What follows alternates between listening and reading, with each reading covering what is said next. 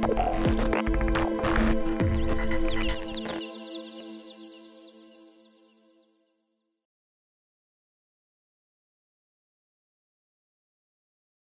name is Antoine, and I am a product designer and a bootstrap entrepreneur working and living here in Hamburg. I'm originally from France, Belfort. It's a very small city, not very interesting, very industrial, close to the Swiss and German border. We have, wine, cheese, so it's okay, but lived there all my life. And when I became 18, I turned 18, and I was, a little bit bored. So I decided, okay, I will quit university and I will take this job offer that I got in Riga, in Latvia. And I lived there for about 3 years. I worked at a startup that was doing some kind of sports betting. It was great, but like my startup, it failed. But I liked my lifestyle in Riga, so I wanted to stay a little bit. And I became a freelancer. And eventually I moved to Jyväskylä in central Finland. It's really nice, a lot of nature, a lot of lakes, a lot of trees, a lot of squirrels, but very boring, and most of all, very, very, very cold. I'm like, okay, let's just go down there in Zagreb, in Croatia, lived there for about a year. Very nice city, very great, amazing people. This is when I also started to go a little bit more into building things, building products on my own, rather than just freelancing. I met this guy, and we did this kind of small startup about tourism to visit Zagreb and find cool places. Eventually, it was nice, but I wanted to find something a little bit more challenging, a little bit more exciting, a more vibrant city. And I eventually moved here in Hamburg, where you are right now, and where I'm giving this talk at the Cinemax. That's cool, right? There was no reason to do that, but it just looked super cool, so I did it. Okay, so half of my time I freelance at Yelp. I'm not a full-time employee. It's just something I do, about 50% of my time. It can be more, it can be less, depending on what they need. It's a great company. It's an American company. They mostly focus on the Northern American market, so like United States and Canada. And it's like this thing where you can review all kind of businesses. People think it's only for restaurants, but it's actually for everything. Yelp have a satellite office in Hamburg, where they work only on the business side of the product. So anything that business owner can, like go and change their opening hours, or like add picture, respond to reviews, things like this, or buy ads. This is what I do half of the time. The other half of the time, I'm launching small startups, like bootstrap startups, mostly software as a service, SaaS companies, but really in a small, agile way. I do this with my brother-in-law that actually flew from France. He's sitting right here. He's a developer. And we have been doing this for almost 10 years now. The last thing I'm doing is a small side project here in Hamburg. I curate and I organize this series of design event called Shapes, where we try to invite all of the best design speakers in northern Germany and sometimes even abroad to like speak about new ideas, just like which kind of tools they are using, what's the future of product design, and just actually trying to build some kind of community around product design in Hamburg in English, because I speak a terrible German. Okay, so I started designing as a way to build things. I started designing when I was maybe 12 or 13.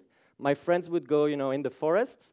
They would chop some wood and build a tree house for an entire weekend or something. And it was fun. I did that with them a couple of times. It was super great. But I also found a way to build things in another way, in my computer. At the time, I was terrible. But that was really the interesting part for me. I was never really interested or really this nerd about visual design, like typography and or like all these other spheres like architecture and all those things. I was never the best visual designer. I really liked design as a way to build things and solve problems. And I was really, really, really excited about this. And I can actually prove it. This is me at 12. Yeah. Okay, let's move on. So I've built an incredible amount of products, about 30 of them. This is just the products that I remember. In the bus this morning, coming from home, I actually thought about 2 or 3 more that I should have put them in here. But anyway, these are just the ones that I remember. And if you look at this list, and I highlight only the ones that got some kind of traction, you'll see that there are only 4. And out of those 4, if I tell you which one were profitable, there's only one, Norbert. What if we look at the ones that we actually shipped now? No.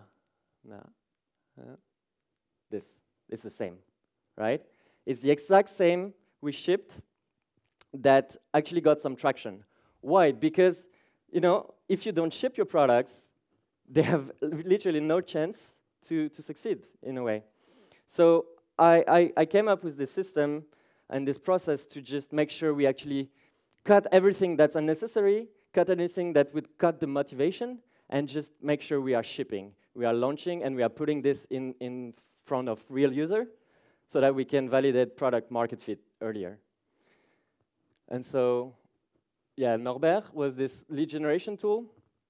It was like a sales butler. You see the face up there, where you would put a name on top and a domain or a company, and we just have this algorithm to try to find most potential, like guessing the email address, contact info, and everything. It was used a lot by HR people for talent sourcing, marketing, and sales, obviously. It was a good, like our biggest hit. We grew this from scratch. We designed it, everything from scratch, and we eventually got acquired last year. So this is not something I'm working on anymore. Right. So that was Norbert, and like yes, designing this, especially designing it from scratch, I had to learn all of these other things, like the business side of design almost, and I learned all those takeaways from this, which is the first one, and I think the most important one is change is constant. You will have to know everything that's happening within your competition. You'll have to know every new little like technology change, everything your competitor are thinking on doing even before they are doing it, so that you can really have this competitive edge over them. Why? Because you will never be able to compete as a 2-person team without any funding with tech giants, right? This is this little GIF over here. Like, if you're fast enough, you will pass this wall much faster. You will slip through the cracks. But if you're trying to replicate what Amazon or Facebook or Google is doing, most likely they will just crush you. So, like, embrace this, pivot, and really take risk, because this is your only advantage as an early stage company.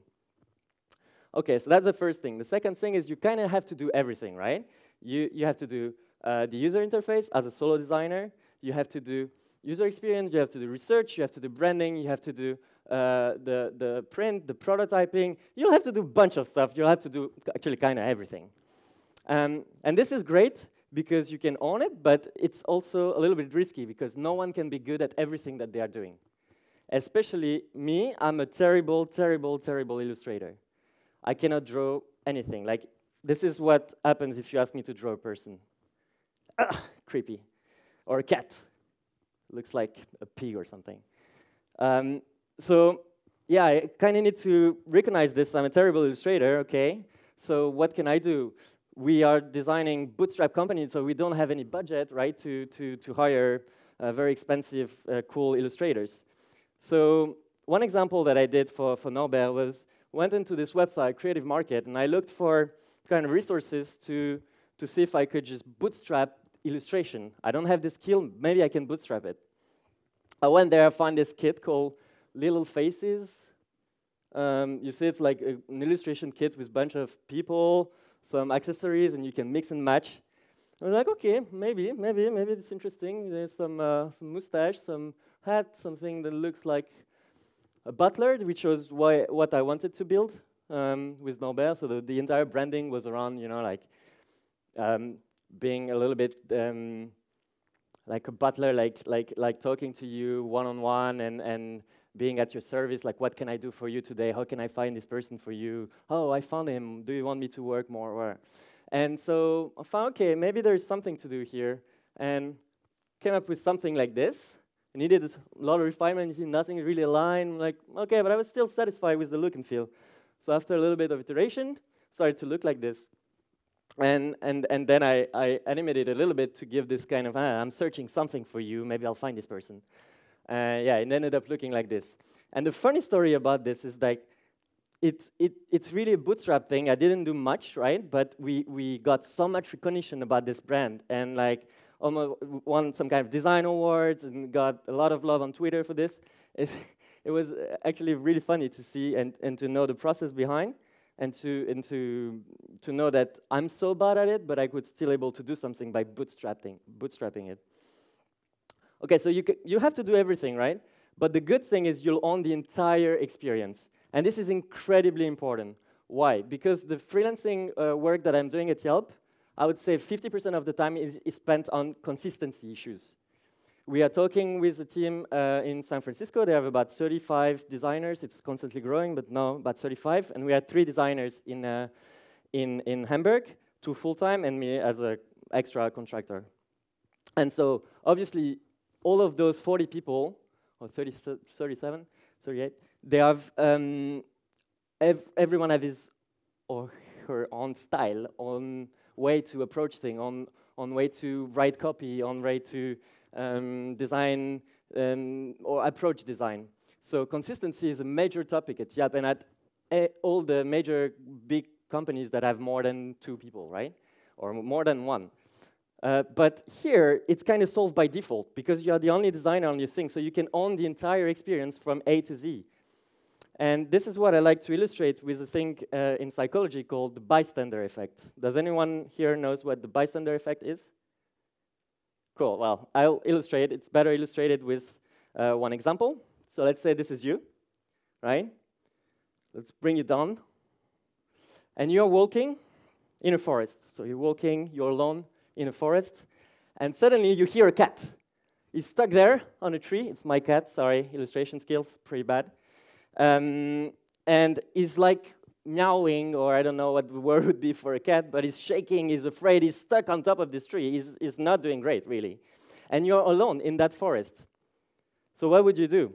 You'd most likely go there, right, and help him, or try to do something, try to come up with some kind of solution to help this cat, or they're probably going to die. No one else is there around you. But now, imagine the exact same scenario, but you're here, outside of the Cinemax, Darmtor in Hamburg, and you're walking, but this time there are a bunch of other people that are looking at the cat, snapping, Snapchat stories and stuff. And you would just most likely pass the cat, look at him maybe, but you won't do much.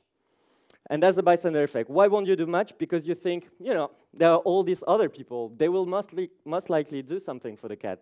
They will care. I don't have to care because other people will care for me.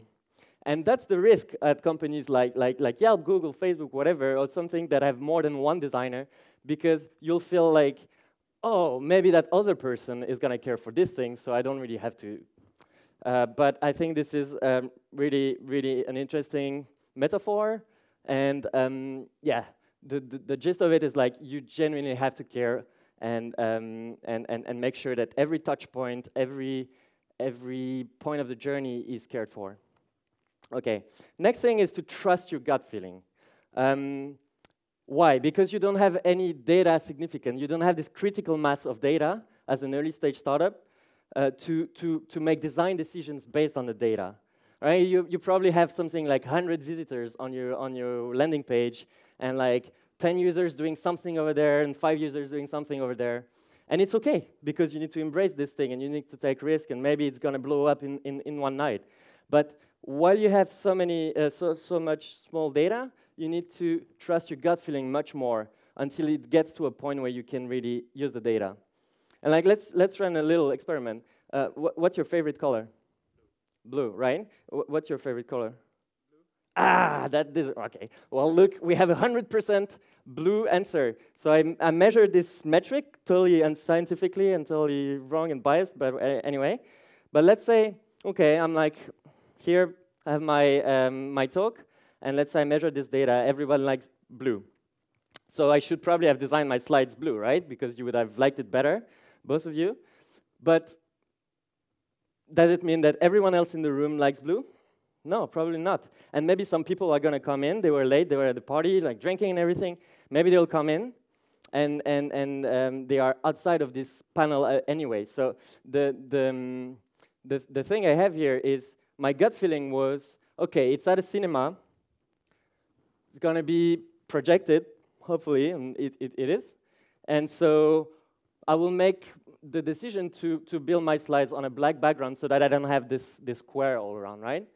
So this was my gut feeling. I'm like, okay, I make this assumption. I want to do this. I want to drive this. Let's see. And I think this is the same with product design at such an early stage. You'll have to make so much hypothesis that be very careful with your data. And it's also really hard to measure the emotion behind it. How do you measure like the entire flow from the first interaction with your user to the last? It's really hard. So I would say be very careful with all those Medium articles and all those things telling you, yeah, you need the funnel and the thing. It's great, you need to have this, sure, but be careful with what you do with the data. And the last one is a little bit provocative, but still want to say it, is you don't need to code, but you probably need to understand how. And that, I think, is really incredibly important because it helps you have this one-on-one kind of conversation with engineering and your developers on like, what's possible, what's realistic, and what's expensive in terms of dev costs. And all those three pillars, I think, really, put you on the same level with the person that you are building this thing with. Most likely, you are not building this thing alone. Like, we are super bootstrapped, but I still cannot do backend stuff, right? I need someone to work with me on all this logic and everything. Which is my friend and brother-in-law that I introduced earlier. But so like, imagine we have a feature, and it tells me, no, this is impossible. It would take so much time. It is incredibly hard. And I can just tell him, yeah, but have you thought about this JS library or whatever? We will save so many time with this, or yeah, you're right. Like, I haven't thought about this. I think having this kind of higher knowledge makes you argue better and being a better product designer. So at this point, you would most likely say, okay, it's cool. You know how to code, at least the front end, it's cool, but I don't, and it's a lot to learn. But you know what? When I started designing and I really looked into code a little bit, it was 10 years ago or something like this, and there was nothing really out there, right? It was maybe even more, 15 years ago. There was some books, and books about tech, you know probably better than me. They are written, and the next day they're already obsolete.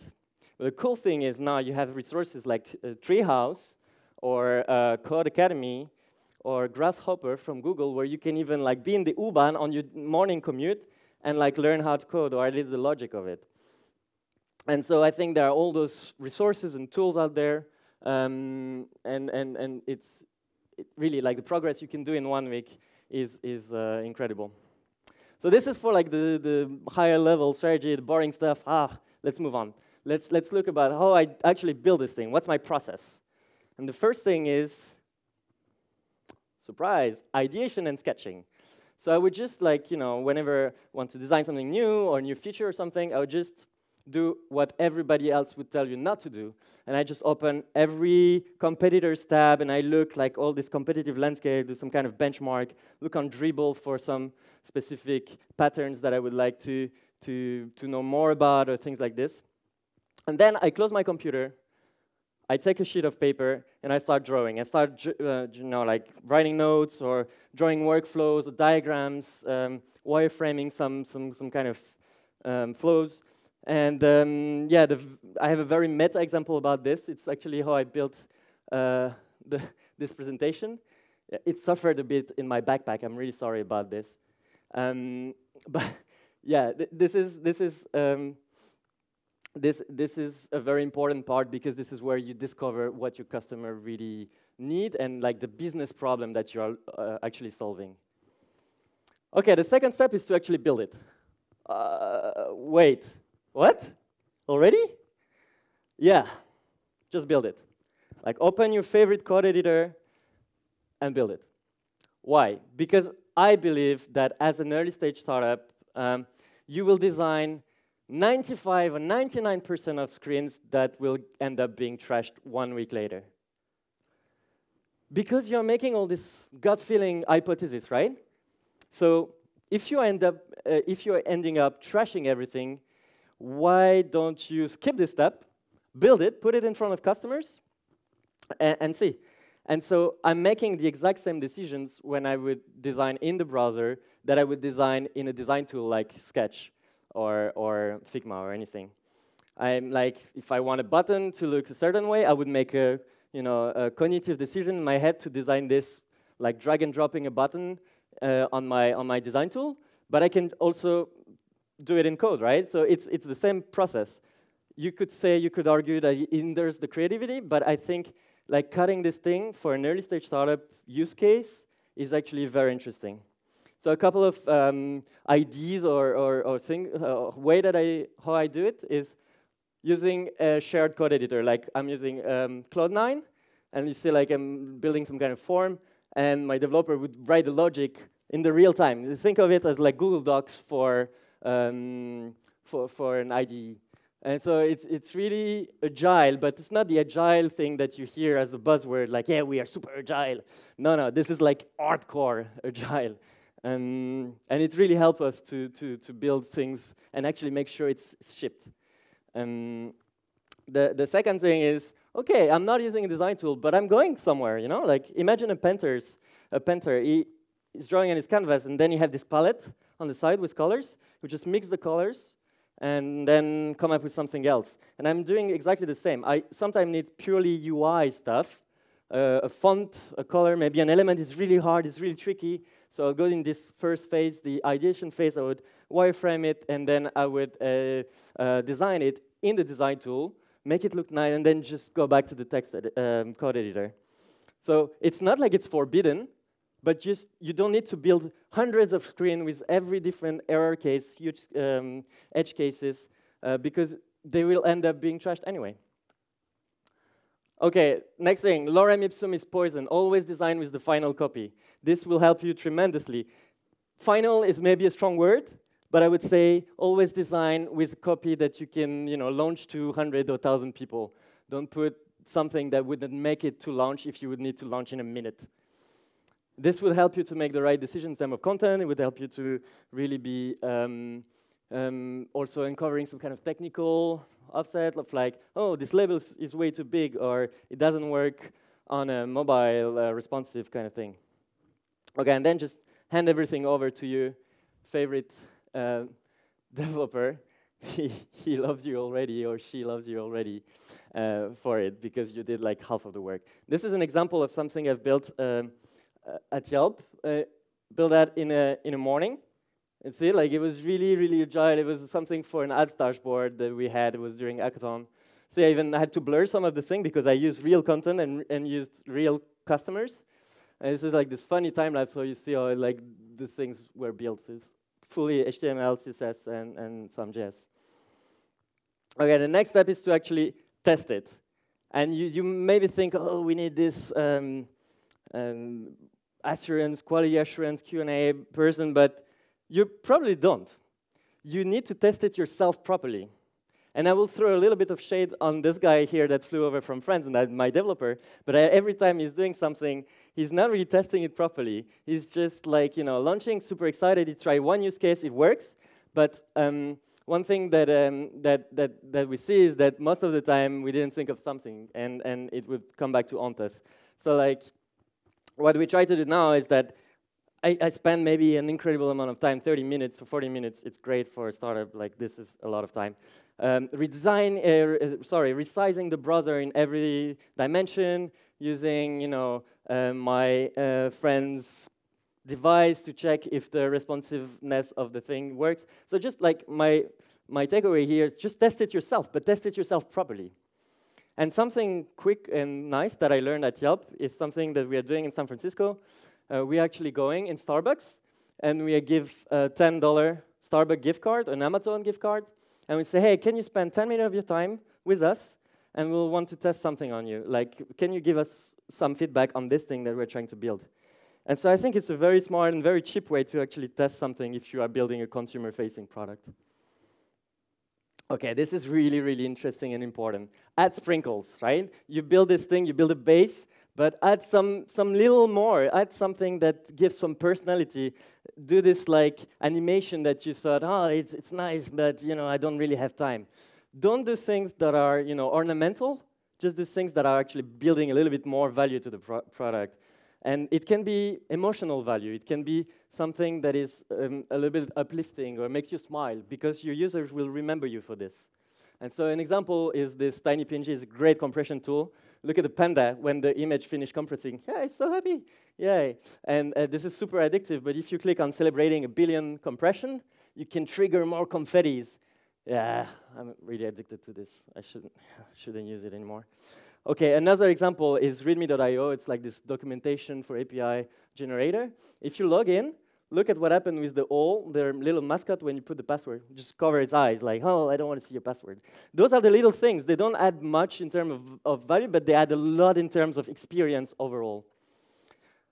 Okay, so now you did everything. Make sure, obviously, the sprinkles didn't break the entire thing, right? But, okay. And then ship it. Ship it. Learn and iterate. So if something is broken, just fix it. If it kind of worked, but the users are not really responding to it in the way that you thought, go back to phase 1 and just repeat. Like, talk to your users, make sure the business problem you're actually solving is a valid one, and just make it better and better and better and better and better. Okay, so this process is good, but you must likely say, it's cool to build something super small, but if you want to build a bigger company kind of thing, or if I work at a 5 designer, 10 designer, 20, 100 designer kind of company, I cannot apply this. But you know what? It can scale too. I'm doing this at Yelp, and it's, I told you, like a 5,000 employee company. So it can definitely scale. Obviously, it will not scale for production ready kind of things, but it can scale for internal tools or prototyping. And the next example is actually an internal tool that I came up with when I hear the problem of some salespeople were having at Yelp. So what they do for big customers, they would just send them decks, like PowerPoint presentations or PDFs, with like some kind of example on how they can visualize their advertisements. So like, okay, this is how this would look. This is your competitor underneath. There are your pictures, whatever. And they would spend hours and hours and hours and hours to build those things because they were not, tech savvy.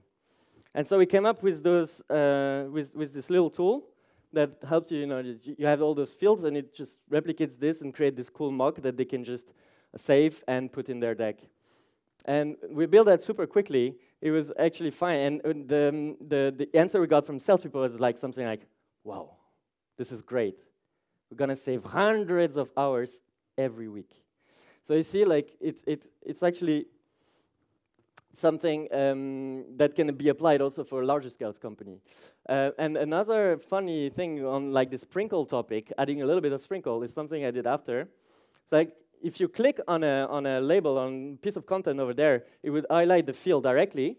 So you just need to start typing, and it becomes this kind of WYSIWYG experience. So it's like 5 lines of code, maybe.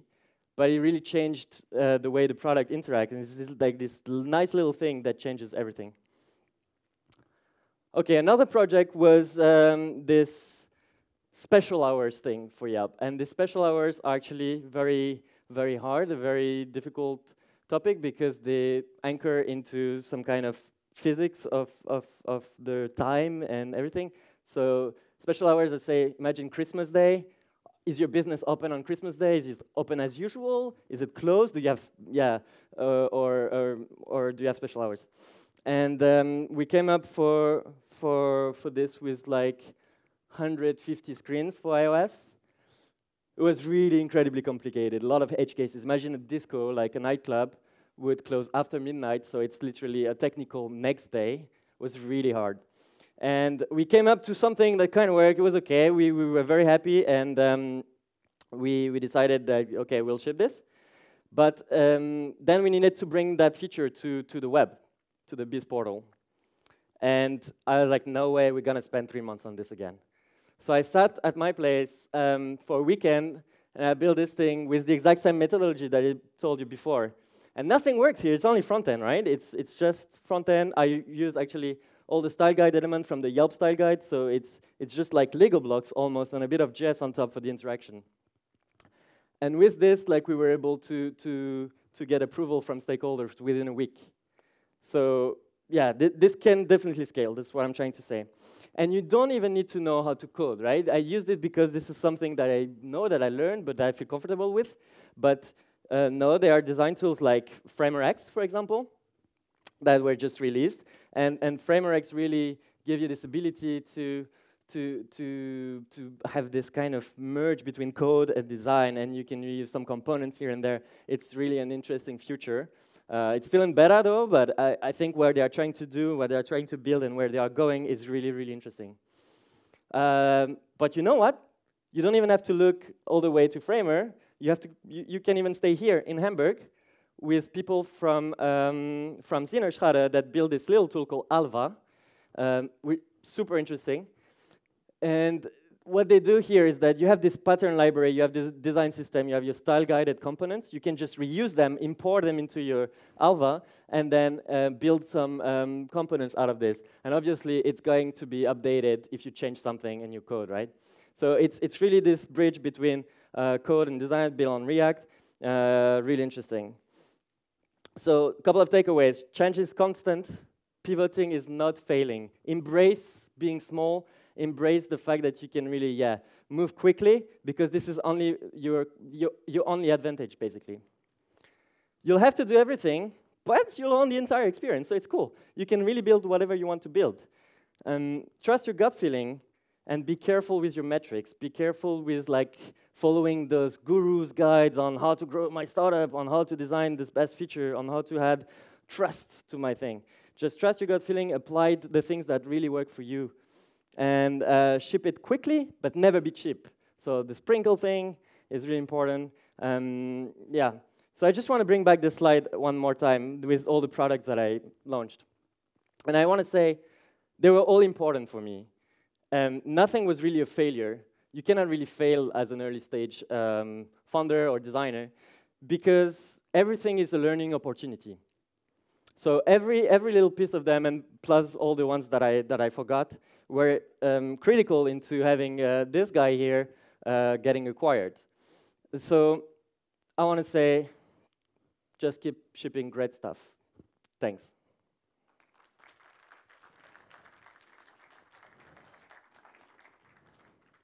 Thank you very much. Do you have questions? Now it's the time. Just raise your hand. Very easy. Thanks for the great talk. When did you launch your first product? I launched it at this very terrible picture of me, I think. It was, I think the very first thing was we were trying to build some kind of replacement to PHP MyAdmin, you know, this thing to manage MySQL databases, because we're like, oh, this looks shitty, we can do much better. But obviously, it's an incredible scope. So the products that we are launching now are very much smaller scope, but we're trying to make it just much better. Yeah, that was this thing. It was about 12, 13 years ago, something like this. Oh, right. That's early. Yeah. Nice.